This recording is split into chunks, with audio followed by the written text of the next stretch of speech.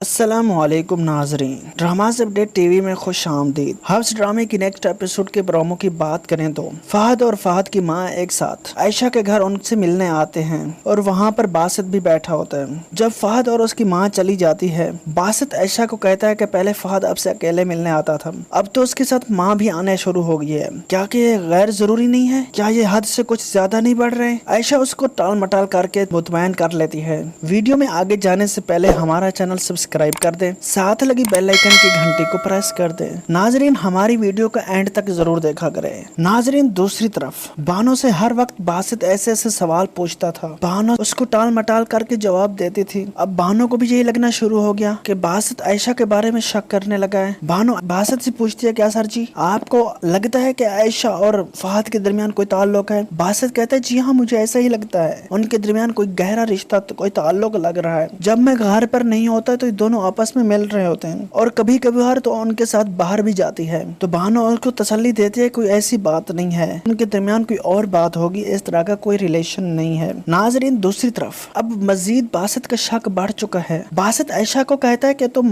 چھپکے سے فہد پر موبائل سے بات کرتی تھی اور مجھے کہتی کہ میں بانو سے بات کر رہی ہوں، اور بانو بھی کتنی چلاک نکلی، وہ بھی آپ کا جھوٹ چھپانے کے لیے کتنا ہی جھوٹ بولتی رہی۔ کیا تم سمجھ رہے ہو کہ مجھے اندھیرے میں رکھو گی؟ ہرگز تم نہیں مجھے اندھیرے میں رکھ سکتی۔ ناظرین، کیونکہ باسط کو اب یہ لگنا شروع ہو گیا کہ فہد اور عائشہ کے درمیان کچھ غلط معاملہ چل رہا ہے۔ جب عائشہ کا کردار پر بولنے شروع کیا ہے، عائشہ بہت غم زدہ ہوتی ہے، کمرے میں اکیلی آتی ہے، چیختی ہے، چلاتی ہے، زور سے دھاڑے مار مار کر روتی ہے، یار اب تم نے ایک ایسا مجھے شوہر دیا ہے جو میرے کردار پر انگلی اٹھا رہا ہے۔ ناظرین، آپ کو یہ بھی دکھایا جائے گا، فہد عائشہ کے گھر آتا ہے اور ان کے درمیان باتیں چل رہی ہوتی ہیں زویا کے بارے میں۔ عائشہ کہتے زویا کے سسرال اور ہمارے درمیان فیصلہ ہو چکا ہے، اب زویا کے گھر والے بھی خوش ہیں اور ہم بھی خوش ہیں، میری امی مان چکی ہے اور اس رشتے کو قبول کر چکی ہے، اور اس طرح سے مزید باتیں آپس میں کر رہے ہوتے ہیں تو چھپکے سے باسط بھی آ جاتا ہے۔ جب اچانک سے فہد باسط کو دیکھتا ہے تو فہد کہتا ہے کہ عائشہ اب ہم سب کچھ باسط کو بتا دینا چاہیے کیونکہ اب خوشخبری ہے۔ باسط کہتا ہے کہ کون سی خوشخبری ہے، کون سی باتیں آپس میں کر رہے ہو؟ عائشہ فوراً سے جواب دیتے، کوئی بات نہیں ہے، ہم ویسے باتیں کر رہے تھے۔ اور اس دوران باسط فہد کو بڑی تیکھی نظروں سے